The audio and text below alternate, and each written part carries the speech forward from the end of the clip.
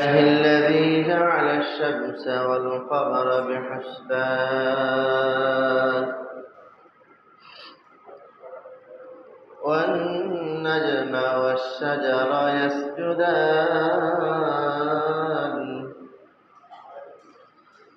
وفضل زمانا على زمان كما فضل مكانا على مكان وإنسانا على إنسان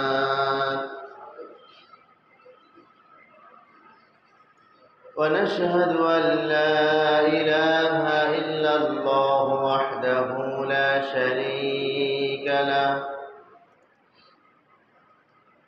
ونشهد أن سيدنا وسندنا وحبيبنا ومولانا محمد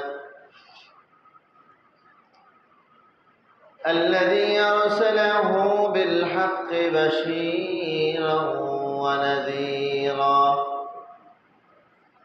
وداعيا إلى الله بإذنه وسراجا منيرا أما بعد فأعوذ بالله من الشيطان الرجيم بسم الله الرحمن الرحيم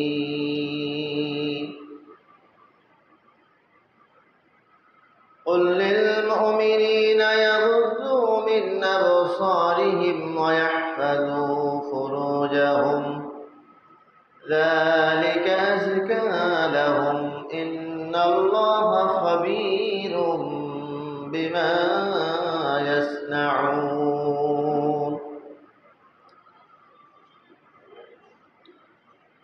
وقال رسول الله صلى الله عليه وسلم من يزمن لي بين لحييه أزمن له الجنة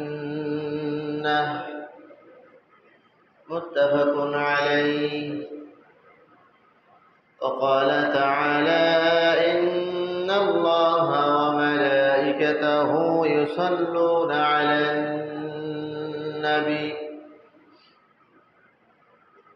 يا أيها الذين آمنوا صلوا عليه وسلموا تسليما اللهم صل على محمد وعلى آل محمد كما صليت على إبراهيم وعلى آل إبراهيم إنك حميد مجيد اللهم بارك على محمد وعلى آل محمد كما باركت على إبراهيم وعلى آل إبراهيم إنك حميد مجيد بلغ العلا بكماله كشف الدجى بجماله حسنت جميع خصاله صلوا عليه وآله رہے میرے مسکن حوالی کعبہ بنے میرے مدفن دیار مدینہ بلغ العلا بكماله كشف الدجى بجماله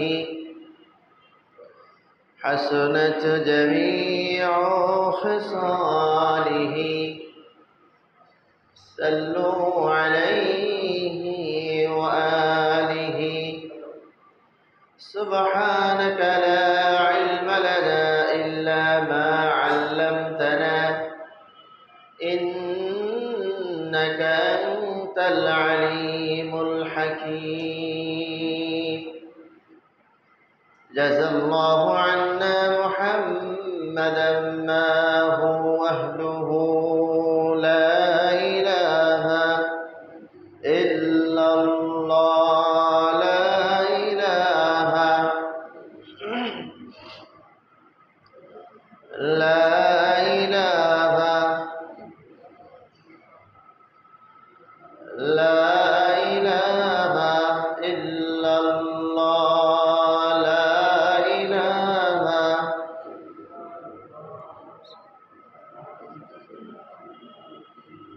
হাতে করে হাতের কাম পায়ে করে পায়ের কাম মুমিন মুসলমান সবে বলো আল্লাহ তাআলার নাম লা ইলাহা লা ইলাহা ইল্লাল্লাহ লা ইলাহা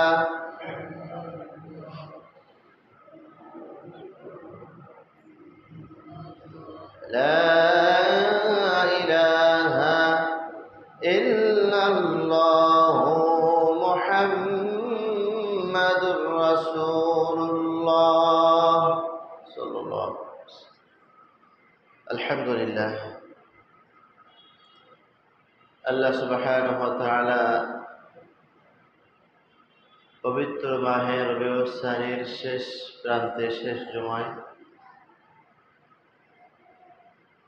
জুমার নামাজ পড়ার জন্য আমাদেরকে বিভিন্ন ঘর থেকে, বিভিন্ন এলাকা থেকে, বিভিন্ন অঞ্চল থেকে আল্লাহ তাআলার মহান হুকুম জুমার নামাজ ফরজ আদায় করার জন্য আমাদেরকে আগে আগে মসজিদে আল্লাহ তাআলা হাজির করেছেন। এই জন্য সকলেই মহান স্রষ্টা ইলাহির দরবারে বলছি আলহামদুলিল্লাহ। গত জুমা থেকে আজ জুমা পর্যন্ত লম্বা হায়াত আল্লাহ তাআলা দিয়েছেন। এক সপ্তাহের মধ্যে বহু মানুষ অসুস্থ হয়ে হাসপাতালের বেডে, বাসার বেডে, বিভিন্নভাবে মানুষ ব্যাধি নিয়ে আক্রান্ত হয়ে ভুগতেছেন। তো আল্লাহ তাআলা আমাদেরকে সুস্থ সবল রেখেছেন, আকল মস্তিষ্ক ঠিক আছে, কথা বলার মতো যোগ্যতা এখনো পর্যন্ত পাচ্ছি, কথা শুনবার মতো কুওয়াত আল্লাহ তাআলা এখনো দিচ্ছেন, চোখে দেখার মতো দৃষ্টি আল্লাহ তাআলা এখনো দিচ্ছেন। এই জন্য সেই মহান স্রষ্টা ইলাহির দরবারে সকলেই বলিষ্ঠ আওয়াজে একই কণ্ঠে বলছি আলহামদুলিল্লাহ। দুরূদ ও সালাম পেশ করছি মানবতার দিশারি সাইয়্যিদুল কাওনাইন, আমার আপনার সকলের প্রাণ প্রিয় মানুষ, আল্লাহ তাআলার প্যারা দোস্ত, সমস্ত নবীদের নবী, যাকে উদ্দেশ্য করে আল্লাহ তাআলা এই আসমান জমিন কায়নাতকে সাজিয়েছেন, তিনি আমাদের সকলের প্রাণ প্রিয় মানুষ জনাবে মুহাম্মদ রাসূলুল্লাহ। সকলে বলছি সাল্লাল্লাহু আলাইহি ওয়াসাল্লাম।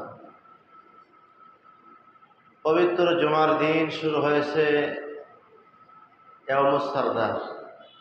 সপ্তাহের মধ্যে সবচেয়ে দামি, সবচেয়ে মর্যাদাপূর্ণ, ফজিলতপূর্ণ দিন হচ্ছে জুমার দিন। যে দিনের কদর, যে দিনের মহত্ব, যে দিনের গুরুত্ব বুঝছিলেন সাহাবা আকরাম রাদিয়াল্লাহু তাআলা আনহুম আজমাইন। সাহাবাদের অভ্যাস ছিল জুমার প্রস্তুতি বৃহস্পতিবার থেকে নেওয়া। আমি আগামীকাল জুমার নামাজ পড়ব, এমন একটা প্রস্তুতি ভাব নিয়ে সামনে যাই করতেন, যেন দিলে দিলে এই চিন্তা চেতনা থাকতো আগামীকালকে জুমা পড়ব। তাহলে কত গুরুত্ব! জুমার ব্যাপারে হাদিসের মধ্যে আসছে, আমরা অনেকে জানি শুনেছি, যারা গরিব তাদের জন্য হজ। আগে আগে গোসল করে সুন্দর কাপড় পরিধান করে সম্ভব হলে আতর খুশবু লাগিয়ে পা হেঁটে মসজিদে এসে ইমামের কাছাকাছি বলবে। নামাজ শেষ হলে খুতবা যখন হবে খুব মনোযোগের সাথে শুনবে, নামাজ হয়ে যাবে, আমল সেরে এরপরে আস্তে আস্তে আবার বাসায় চলে যাবে। রাসূল আকরাম সাল্লাল্লাহু আলাইহি ওয়াসাল্লাম বলেন, গত জুমায় বলেছি, কেউ যখন জুমার ওয়াক্ত শুরু হয়েছে, শুরু হওয়া মাত্রই মসজিদে পা হেঁটে চলে আসছে, তো প্রথম কদম যখন সে উঠাইছে, আল্লাহ তাআলা তার সমস্ত গুনাহকে মাফ করে দিয়েছে। সামনে আর এক কদম উঠাইছে, তো 1 বছরের সওয়াব দান করছে। এরকম বহু ফজিলতের কথা, বহু সওয়াবের কথা, নেকির কথা হাদিসের মধ্যে আসছে।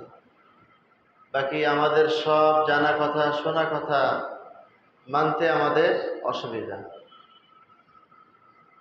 আমাদের অভ্যাস, যাব যখন মাইকের আওয়াজ বন্ধ হবে, যখন খুতবা শুরু হবে তখন যাব। অনেকে আসে, খুতবা হয়ে যায়, নামাজ দাঁড়াচ্ছে তখন আসে।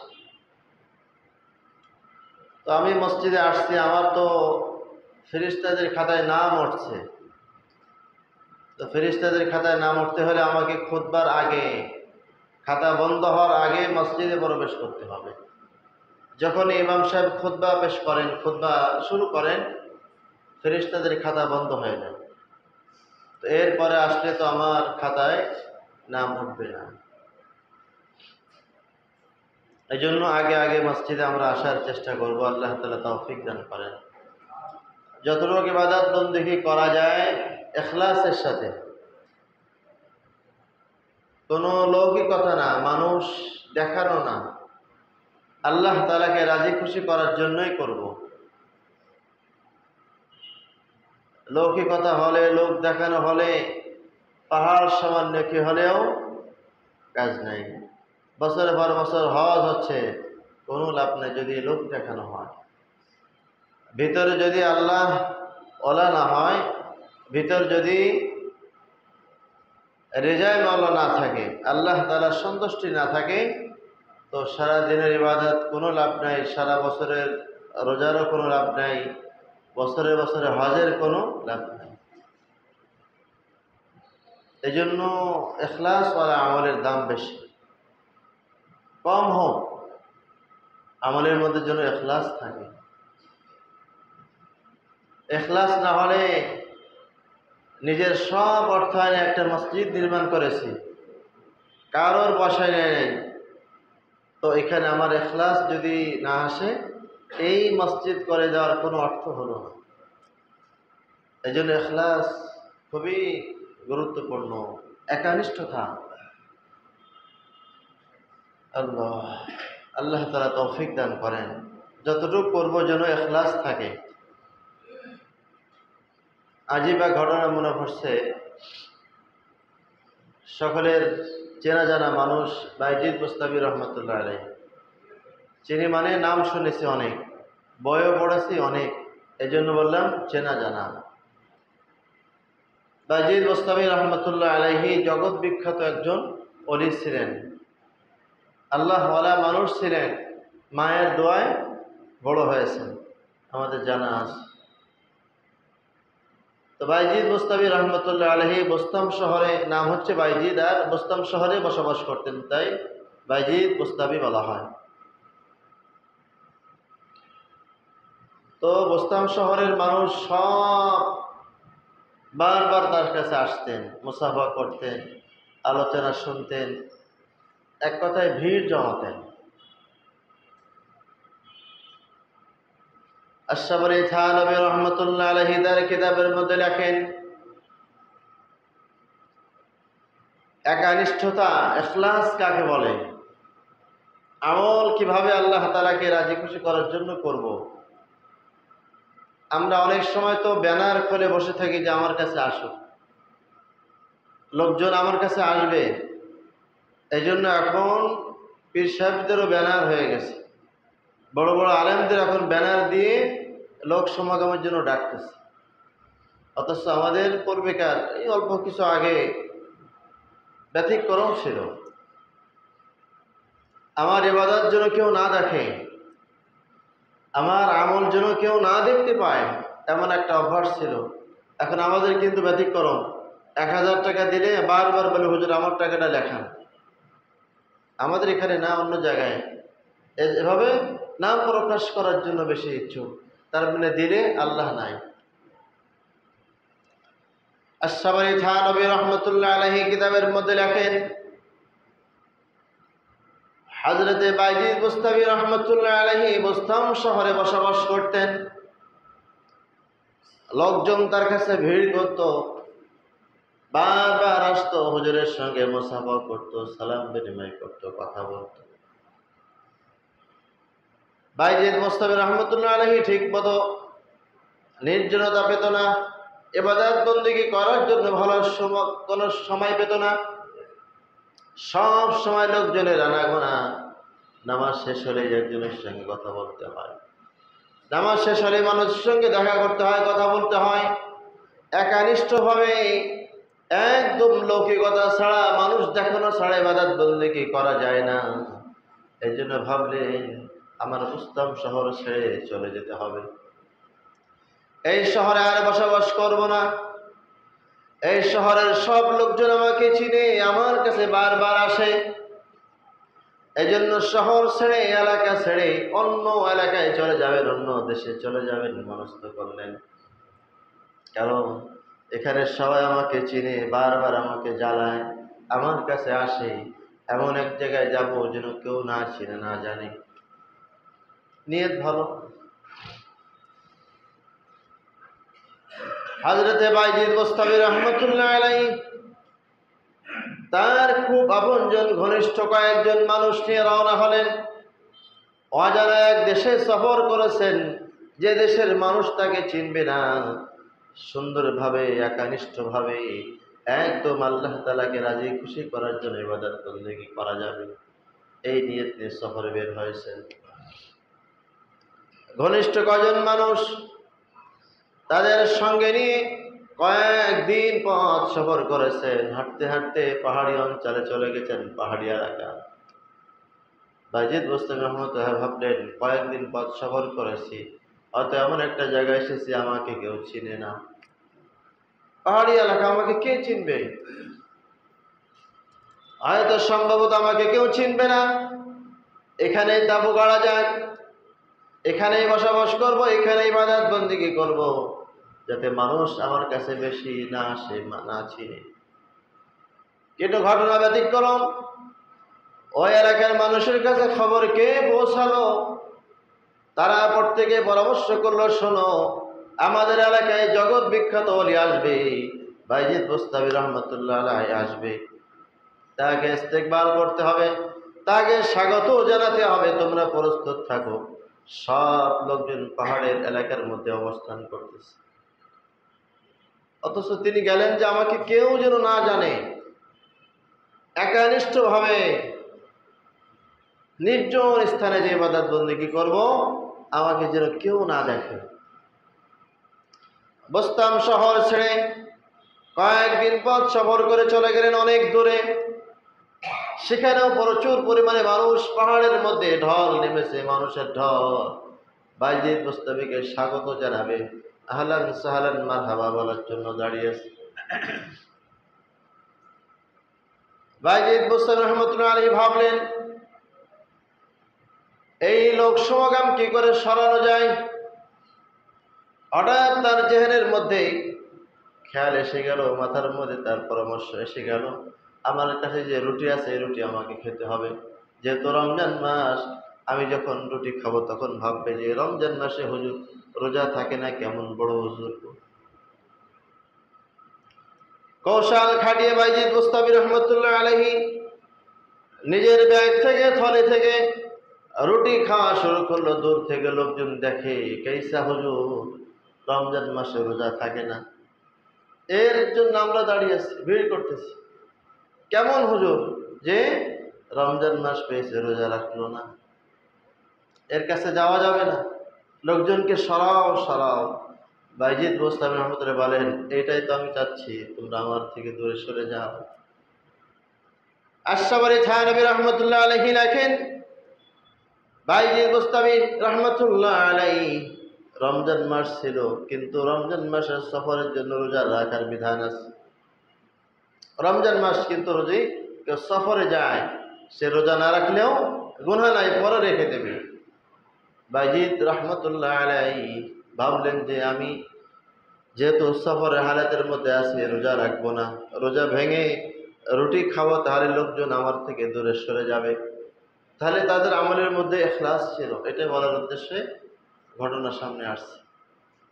এই জন্য আমার নামাজ, আমার ইবাদত, আমার দান সৎকা, আমার যা কিছু হবে না কেন, সব একমাত্র আল্লাহ তাআলার জন্য। মানুষ দেখানো যেন না হয়, লোক দেখানো যেন না হয়। লোক দেখানোর জন্য পাহাড় বরাবর ইবাদত বন্দেগী করেছি, সম্পদ দান করেছি, মসজিদ করেছি, বছরে পর হজ করেছি, অনেক টাকা খরচ করে হজ করে আসছি, কোনো লাভ নাই যদি লৌকিকতা, রিয়া, মানুষ দেখানো যদি উদ্দেশ্য হয়, সব শেষ হয়ে যাবে। এজন্য আল্লাহ তাআলা আমাদেরকে হেফাজত করেন রিয়া থেকে, লৌকিকতা থেকে, মানুষ দেখানো থেকে, যেন ইবাদত বন্দেগী একনিষ্ঠভাবে করতে পারি। আল্লাহ তাআলা আমাদের তৌফিক দান করেন। গত জুমায় আলোচনা করতেছিলাম, আমাদের দুনিয়ায় চলাচল করার জন্য অনেক রকমের সমস্যার সম্মুখীন হতে হয়। সব সমস্যা আমরা একবারে দূর করতে পারবো না। কয়েকটা সমস্যা, কয়েকটা গুনাহ যদি ছেড়ে দেই তো আমার জন্য চলা সহজ হবে। তিনটা বলেছিলাম, আর তিনটা আজকে বলবো ইনশাআল্লাহ। গুনাহের কথা, এক নম্বর গুনাহের কথা বলেছিলাম হালাল রিজিক খাওয়া, হালাল রিজিক ভক্ষণ করার কথা বলেছিলাম। সেখানে অনেক লম্বা কথাও বলা হয়েছিল। আল্লাহ তাআলা আমাদের আমল করার তৌফিক দান করেন। আজকে 4 নম্বর কথা হলো, 4 নম্বর গুনাহ হলো বেগানা নারীর সঙ্গে অধিক মেলামেশা না করা, যে আজকে সমাজের মধ্যে আম বালা হয়ে গেছে। প্রাপ্তবয়স্ক পুরুষ, প্রাপ্তবয়স্ক নারী অবাধে ঘুরছে, পর্দার কোনো নিশানা নাই, একই সঙ্গে একই রুমে একই খাটে বসবাস করছে, ইমান বাঁচাবে কি করে? হোটেলে হোস্টেলে একই জায়গায় বসবাস করতেছে, তাহলে মুসলিম ইমান বাঁচবে কি করে? রাসূল আকরাম সাল্লাল্লাহু আলাইহি ওয়াসাল্লাম বলেন, ইমান বাঁচানোর জন্য, আমল বাঁচানোর জন্য, মানুষ নেককার হওয়ার জন্য 6টা গুনাহ ছেড়ে দেবে। 1 নাম্বার গুনাহ ছিল হালাল রিজিক ভক্ষণ করবে। 2 নাম্বার গুনাহ ছিল মানুষ মিথ্যা বলা ছেড়ে দেবে, জবান হেফাজত করবে। 3 নাম্বার গুনাহ ছিল মানুষ নিজেকে ছোট মনে করবে, বড় মনে করবে না। 4 নাম্বার গুনাহ হলো মানুষ বেগানা নারীর সঙ্গে মেলামেশা করবে না, যার সঙ্গে দেখা করা না যায় তার সঙ্গে দেখবে না, তার সঙ্গে চলাফেরা করবে না। বেপর্দা কোনো নারীর দিকে কোনো পুরুষ তাকাবে না। আজ আমাদের সমাজের মধ্যে আম বালা, মানুষ একজন আরেকজনের দিকে তাক করে বসে থাকে, দেখতে থাকে। পয়গম্বর সাল্লাল্লাহু আলাইহি ওয়াসাল্লাম বলেন, হে আলী, নজরকে হেফাজত করো।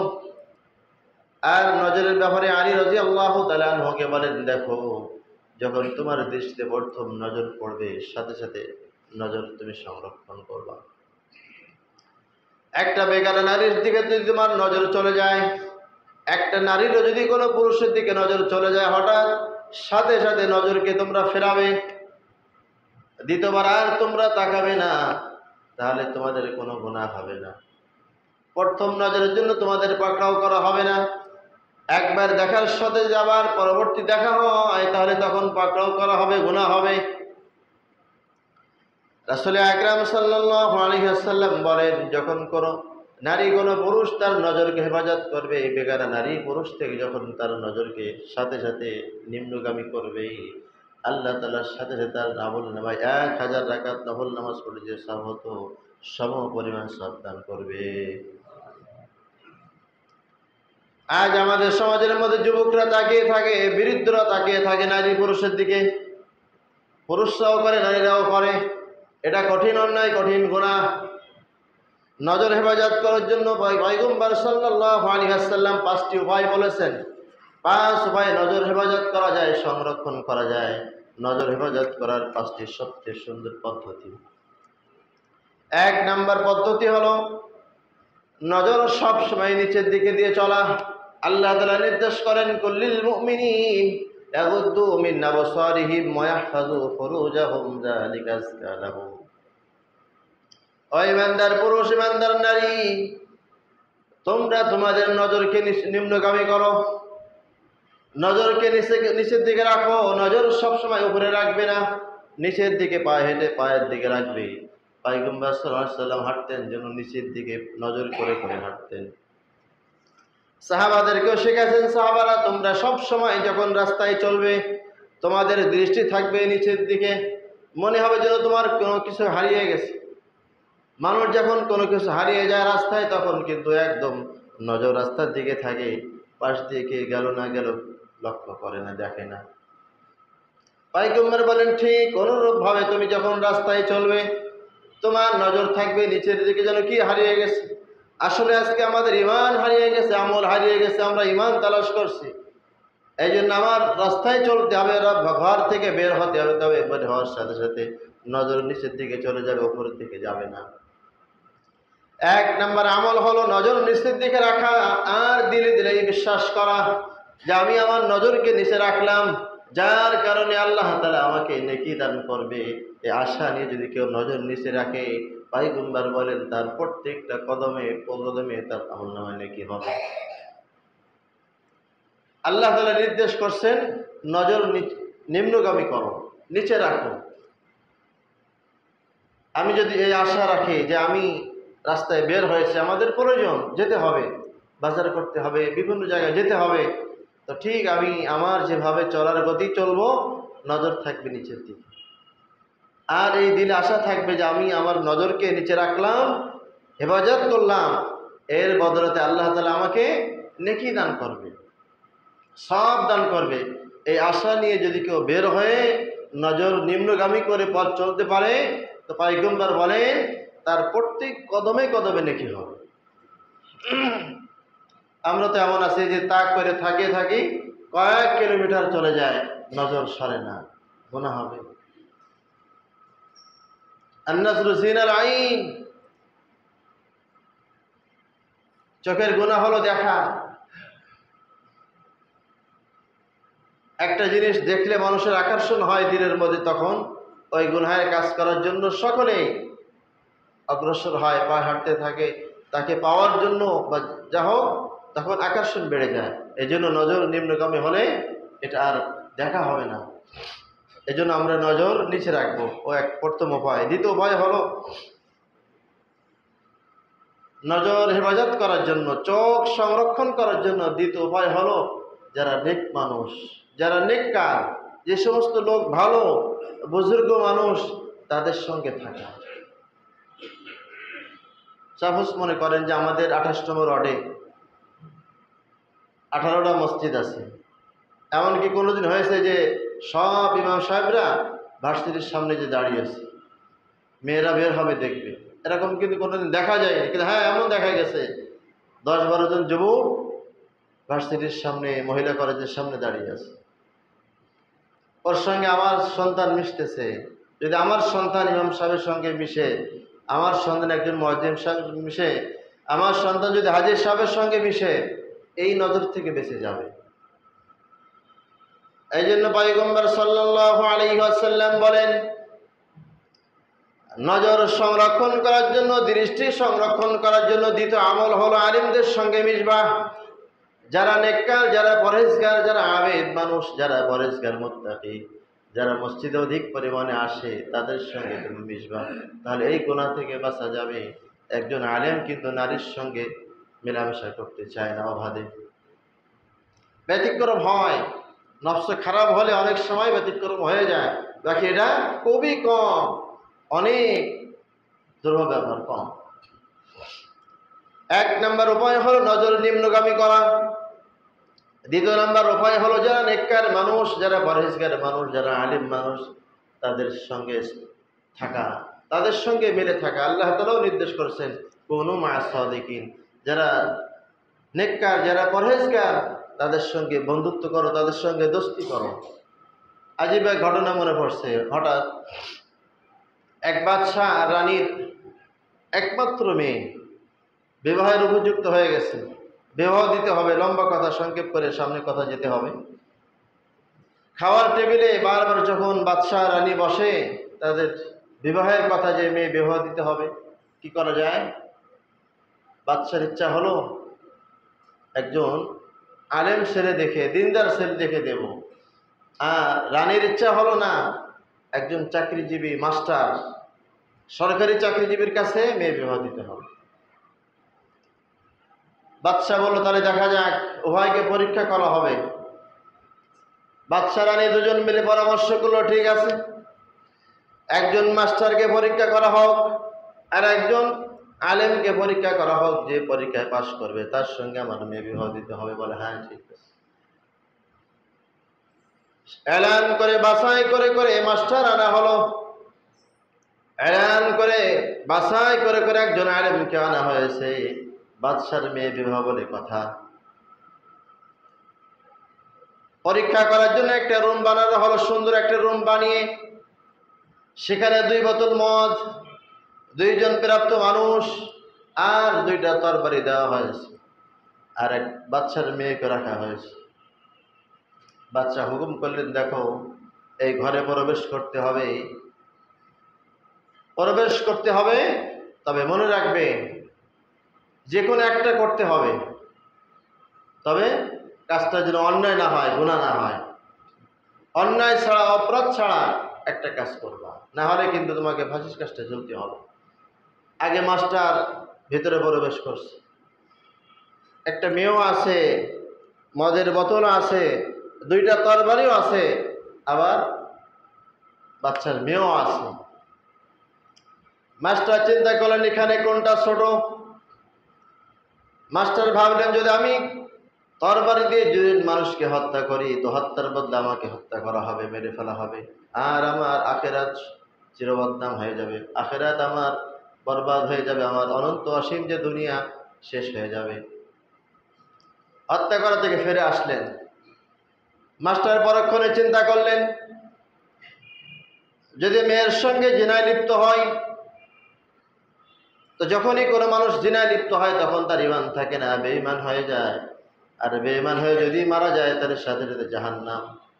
আর জিনা করলে তার সঙ্গে সার করা হবে, তাকে মেরে ফেলা হবে। মাস্টার ফিরে আসলেন, বললেন যে ভাবলেন যে মদ খাওয়া যায় কিনা, মদ খেলে কবিরা গুনাহ। লম্বা কথা। তো মাস্টার ভাবলেন যে ঠিক আছে, মদ খাওয়া যায়, যেহেতু কবিরা গুনাহ, ইস্তেগফার করবো, তওবা করে মাপ পেয়ে যাব। মাস্টার মদ খেলেন, মাথা বিগড়ে গেল, তরবারি নিয়ে 2 জন মানুষকে হত্যা করলেন, মেয়েকেও স্পর্শ করতে চাইলেন, সব থামানো হলো। পরের দিন একজন আলেমকে ঠিক একই কায়দায় পরীক্ষা করার জন্য রুমে প্রবেশ করানো হয়েছে। আলেম তো জ্ঞানী মানুষ, নেককার মানুষ। আলেমকে যখন রুমে প্রবেশ করানো হলো, আর বলা হলো হুজুর এখান থেকে যেন একটা কাজ বা 2টা কাজ করবেন, কিন্তু কাজটা অন্যায় করা যাবে না, গুনহের কাজ হবে না, কিভাবে করবেন করেন। একজন আলেম, বিচক্ষণ মানুষ, সিদ্দিকিন মানুষ, মুত্তাকি মানুষ, ঘরে প্রবেশ করছে, সাথে সাথে 2 অস্ত্র তরবারি হাতে নিয়ে মেয়ের সামনে চলে গেছেন। মেয়েকে বলছে, মেয়ে তোমার বয়স কত? বলে আমার বয়স 20 বছর। বলে এই 2 জন সাক্ষী, আমি তোমাকে বিবাহ করলাম, তুমি কবুল বলো। মেয়ে ভয়ে কবুল বলছে। 2 জন সাক্ষী বলছে আপনারা শোনেন, মেয়ে কবুল বলছে, তার সঙ্গে আমার বিবাহ হয়ে গেছে, কাজ হয়ে গেছে হালাল পন্থায়, এরপরে তার স্ত্রী সে যা করে করুক। এজন্য বললাম যে আলেমের সঙ্গে সম্পর্ক রাখবেন, আলেমদের সঙ্গে থাকবেন। রাসূল আকরাম সাল্লাল্লাহু আলাইহি ওয়াসাল্লাম বলেন, নজর সংরক্ষণ করার জন্য, চোখ হেফাজত করার জন্য প্রথম উপায় হলো নিম্নগামী করা, দ্বিতীয় নম্বর উপায় হলো নেককার মানুষ যারা, পরেশগার মানুষ যারা, তাদের সঙ্গে সম্পর্ক রেখে চলা। 3 নম্বর উপায় হলো, যখন বুঝবেন যে আমার চোখের হেফাজত হচ্ছে না, খেয়ানত হচ্ছে, আমার এই চোখ দিয়ে যেটা দেখার দরকার ছিল সেটা দেখা হচ্ছে না, আমার চোখ যেখানে ব্যবহার করার ব্যবস্থা ছিল, আমার চোখ যেখানে ঠিক আমার লাগানোর কথা সেখানে লাগানো হচ্ছে না, চোখ যেখানে খাটানোর কথা সেখানে খাটাচ্ছে না, অন্যায় হচ্ছে, চোখের খেয়ানত হচ্ছে, তখন কি করা যায়? সাথে সাথে আপনি কি করবেন? জিকির করবেন। জিকির করা, ইস্তেগফার করা আলাদা আমল।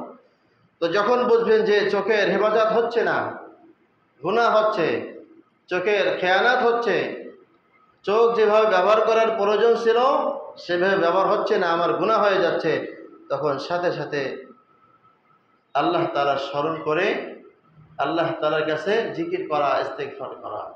4 নম্বর উপায় হলো নজর হেফাজত করার জন্য জিকির আজকার বেশি বেশি করা। মানুষ যখন জিকির করবে, আল্লাহ তাআলা স্মরণ করবে, তখন জিকির করতে করতে যখন মানুষ চলে তখন পরনারীর দিকে তাকায় না। একটা নারীও যদি জিকির করতে করতে রাস্তায় বের হয়, সেই পরপুরুষের দিকে তাকাবে না। 5 নম্বর উপায় হলো, যদি বিবাহিত হয় তাহলে পুরুষ তার স্ত্রীকে বলবে, দেখো বাইরের থেকে যখন আসবো তখন যেন তোমার সুন্দর পরিপাটি দেখা যায়, ভালো কাপড় যেন তোমার পরিধান করা থাকে, যাতে আমি দেখে আমার চোখ শীতল হয়, আমার যেন সব ক্লান্তি দূর হয়ে যায়। একই বিপরীত পুরুষও সুন্দর কাপড় পরিধান করে স্ত্রীর কাছে যাবে। আর যদি অবিবাহিত হয়, নজর হেফাজত করার জন্য পয়গম্বর শিখালেন নামাজের মধ্যে ধীর স্থিরতা বেশি আনবে। যারা দেখবেন ধীর স্থিরভাবে সুন্দরভাবে নামাজ পড়ে, এরা নজর হেফাজত করে। যারা ধীর স্থিরভাবে শান্তভাবে নামাজ আদায় করে, তারা নজর হেফাজত রাখে। নামাজের মধ্যে সময় বেশি লাগায়, তারা নজর হেফাজত করতে সহজ হয়। লম্বা সময় চলে গেল। 5 নম্বর গুনাহ হচ্ছে জুলুম করা থেকে বেঁচে থাকা। আজ সমাজের মধ্যে প্রতিযোগিতা হচ্ছে, কে কার থেকে বেশি জুলুম করতে পারে, কে কার চেয়ে বেশি অন্যায় করতে পারে। অনেকে বলে কয়ে জুলুম করে। জুলুম করা মানে একজন মানুষের সম্মান হরণ করা। আপনার ক্ষমতা আছে, আপনি ক্ষমতা যে কোনো জায়গায় প্রয়োগ করতে পারেন না। আপনার ক্ষমতা বলে আমার সম্মান হানি হচ্ছে, আমার ইজ্জত নষ্ট হচ্ছে, আপনি আমার উপরে জুলুম করলেন। আমার ইনসাফ মতো আপনি করলেন না, এটা জুলুম হলো। ভাই ভাইয়ের সঙ্গে, ভাই বোনের সঙ্গে, পিতা সন্তানের সঙ্গে যদি ইনসাফ মতো জায়গা জমি বন্টন না করে, জুলুম হবে। এই জুলুম থেকে বেঁচে থাকা, এখানে লম্বা কথা ছিল, অন্য একদিন বলা হবে ইনশাল্লাহ।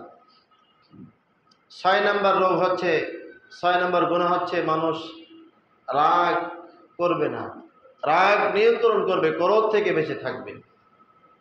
রাসূল আকরাম বলেন, এই 6টা গুনাহ থেকে যদি মানুষ বাঁচতে পারে, তো তার জন্য সব গুনাহ থেকে বেঁচে সুন্দর পন্থায় সুন্দরভাবে জীবনযাপন করা সহজ। একটা বললাম হালাল রিজিক, হালাল খাদ্য খাবে, হারাম থেকে বেঁচে থাকবে। 2 নাম্বার জবান হেফাজত করবে। 3 নাম্বার নিজেকে সব সময় ছোট মনে করবে না, অন্যরা বড় আমার থেকে, আমি ছোট। 4 নাম্বার গায়রে মাহরাম, নারী পুরুষ মেলামেশা করবে না, এক কথায় নজর হেফাজত করবে। 5 নাম্বার জুলুম করবে না। 6 নাম্বার ক্রোধ সংরক্ষণ করবে, রাগ নিয়ন্ত্রণ রাখবে। এই 6টা গুনাহ থেকে যদি বাঁচা যায়, তো সামনে সুন্দরভাবে জীবনযাপন করা সহজ হবে। আর অনেক কথা আপনাদের শোনালাম। আল্লাহ তাআলা আমাকে সহ সবাইকে আমল করা তৌফিক দান করেন।